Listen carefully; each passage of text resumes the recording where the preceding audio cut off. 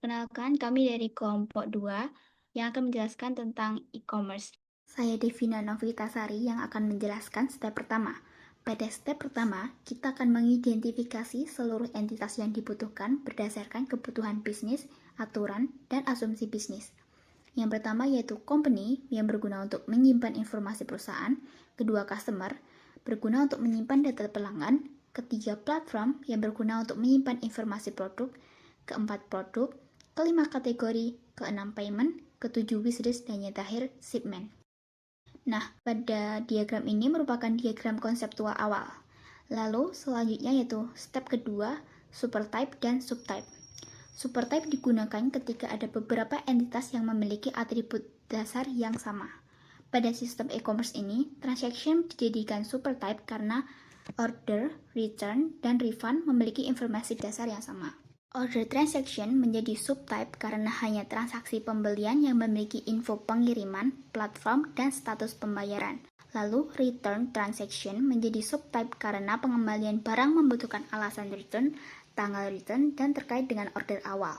Lalu, yang terakhir yaitu refund transaction menjadi subtype karena transaksi pengembalian dana memiliki atribut khusus seperti jumlah refund dan metode pembayaran. Dengan membagi jenis transaksi dalam subtype ini, model data akan menjadi jauh lebih rapi. Step selanjutnya akan dijelaskan oleh teman saya. Selanjutnya masuk ke relationship. Nah, di relationship ini tuh sudah ditentukan ada 9 relationship, yaitu customer ke transaction dengan kardinalitas one to many. Karena satu customer bisa melakukan banyak transaksi, bisa transaksi misal cash or delivery atau sebagainya. Kedua ada transaction, order transaction, or return or refund, one to one. Itu eksklusif. Karena satu transaksi hanya bisa dilakukan di satu tipe saja. Selanjutnya, ada order transaction ke shipment itu one to one. Itu setiap order itu dikirim satu per satu, nggak bisa langsung banyak gitu. Terus ada order transaction ke produk itu one to many. Karena satu order itu bisa memesan banyak produk itu di dalam satu waktu. Selanjutnya ada produk to kategori itu many to one. Itu banyak produk itu bisa masuk ke satu kategori. Selanjutnya platform to product itu one to many. Karena banyak produk itu bisa dimasukkan ke dalam satu platform. Lalu platform to wishlist itu one to many. Wishlist itu bisa dibuat dalam platform tertentu saja. Tapi platform tertentu bisa membuat wishlist banyak. Lalu shipment ke company itu many to one, yaitu banyak pengiriman bisa dilakukan di satu perusahaan. Terakhir, ada payment to transaksi itu one to one, karena setiap transaksi itu hanya bisa dilakukan satu pembayaran saja. Dan ini adalah diagram IR-nya yang saya jelaskan tadi dari platform, produk, company, shipment, kategori, transaction, customer, lalu entity, dan sebagainya. Kemudian step selanjutnya yaitu ada normalization. Normalization ini atau normalisasi data merupakan proses perancangan data agar data terstruktur dengan baik. Nah, tapi ini merupakan komponen penting untuk mendesain model data untuk menghindari adanya anomali data atau kejanggalan data yang sudah dibuat.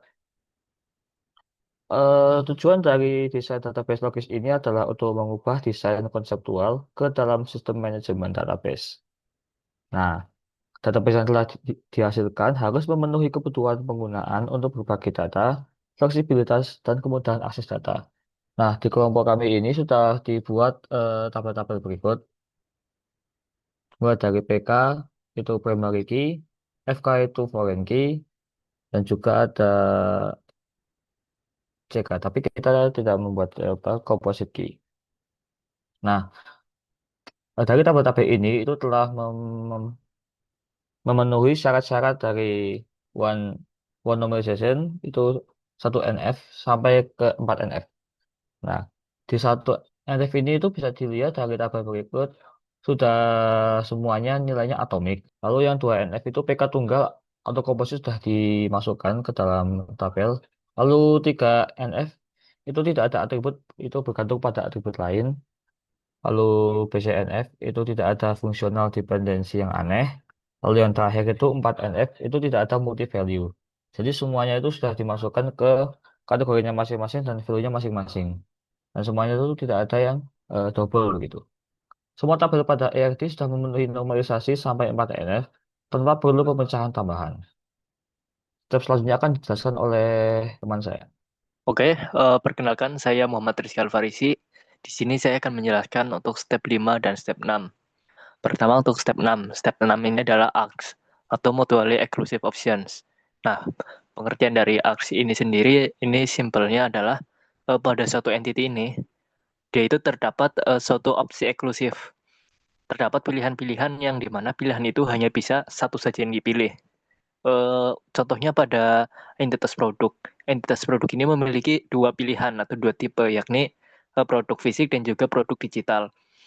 Nah, untuk dari kedua tipe ini, kita hanya bisa memilih satu saja. Kita tidak bisa memilih keduanya. Jadi, kita hanya memilih antara physical produk atau digital produk. Kemudian untuk ARC payment juga sama, kita hanya bisa memilih antara credit card atau bank transfer atau e-wallet atau virtual account atau COD. Kemudian untuk entitas order ada dua ARC, yakni standard shipping atau cargo. Kemudian untuk user akun juga terdapat dua, yakni terdapat pilihan guest user atau register user. Selanjutnya kita masuk ke pembahasan step 6, yakni recursive relationship. Sebelumnya, recursive relationship ini pengertiannya secara sederhana adalah suatu entitas memiliki satu relationship dengan entitas yang sama. Misalnya di sini adalah customer. Jadi si customer ini memiliki hubungan dengan customer yang lain. Contohnya ini one to many. Misalnya suatu customer itu bisa mereferensikan beberapa customer lain. Tapi setiap customer hanya bisa memiliki satu referrer saja. Jadi kardinalitas ini adalah one to many. Kemudian untuk kategori ini hubungannya itu adalah antara subkategori dan parent kategori. Kardinalitasnya pun sama seperti tadi, yakni one to many. Jadi satu kategori itu bisa memiliki beberapa subkategori, tapi setiap subkategori hanya memiliki satu kategori induk saja. Kemudian yang ketiga adalah produk. Nah, produk ini hubungannya adalah antara bundle produk dan juga paket produk. Nah, untuk hubungannya ini adalah many to many. Jadi beberapa produk ini bisa menjadi satu paket produk. Maka dari itu hubungan dari produk ini adalah many to many. Nah, ini adalah penjelasan detail mengenai hubungan-hubungan tadi, relationship antara entitas yang sama tadi. Ini misalnya customer dengan customer yang terkait dengan referensi tadi, lalu kategori dengan kategori yang terkait dengan subkategori dan juga kategori induk. Kemudian ini produk, yakni untuk mendefinisikan suatu paket produk atau bundle produk. Dan ini adalah ERD-nya untuk dari step 4 sampai dengan step 6. Oke, selanjutnya untuk step 7 dijelaskan oleh teman saya berikutnya. Baik, terima kasih. Sebelumnya perkenalkan nama saya Ulfa Mufidatul Khairiyah. Di sini saya akan menjelaskan step 7 dan step 8. Yang pertama yaitu step 7, modeling historical data. Tujuan utama pada step ini yaitu membuat tabel riwayat atau history table untuk menyimpan catatan perubahan data dari waktu ke waktu. Hal ini penting dalam sistem e-commerce karena banyak data yang berubah dan kita perlu menyimpan jejaknya. Tabel ini merupakan gabungan dari 5 tabel, yaitu tabel price history, inventory history, employee activity history, customer loyalty history, dan order status history. Yang mana pada tiap tabel memiliki atribut penting beserta kegunaannya. Seperti contohnya pada tabel price history yang memiliki atribut penting berupa produk ID yang memuat produk mana yang berubah harganya. Kemudian old price yaitu harga lama, kemudian new price atau harga baru, dan effective date atau tanggal perubahan harga. Tabel price history ini digunakan untuk melihat perubahan harga. Begitu juga dengan tabel-tabel lain yang memiliki atribut penting beserta kegunaannya. Kurang lebih seperti itu untuk step 7. Berikutnya yaitu step 8. Basic mapping dari logical ke physical. Tujuan utama step ini yaitu mengubah desain ERD logical menjadi struktur tabel fisik di database, biasanya berupa SQL. Tabel pertama ini merupakan bentuk dari logical mapping, yaitu hanya berisi entitas beserta atributnya saja. Tabel ini adalah gabungan dari tiap-tiap entitas. Untuk tabel per entitas, di sini kami mencontohkan tabel customer, tabel kategori, dan tabel produk, yang mana masing-masing tabel berisi atribut seperti full name pada tabel customer, dengan atribut berupa teks dan keterangannya seperti nama-nama dari customer. Kemudian untuk physical mapping, kami menggunakan tabel relasi dan tabel rekursif. Tabel relasi seperti pada step sebelumnya yaitu step 3 berisi hubungan antar entitas. Seperti hubungan antara company dan shipment memiliki relasi one to many, yang berarti tabel many yaitu shipment menyimpan FK atau foreign key berupa primary key dari tabel 1 yaitu company. Kemudian tabel rekursif juga sama seperti step sebelumnya yaitu step 6. Tabel rekursif ini memiliki hubungan entitas dengan entitas itu sendiri. Seperti contohnya, tabel produk yang dapat memiliki bundle seperti tampak pada tabel logika untuk produk bundle di bawahnya ini, dan company yang implementasi fisiknya berupa interaksi antar employee.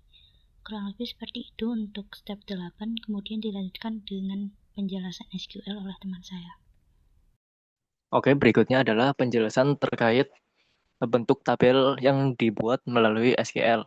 Nah, ini adalah beberapa tabelnya. Misalnya ada tabel kategori, tabel company, lalu tabel customer, order transaction, payment, platform, product, event transaction, return transaction, shipment transaction, dan wishlist.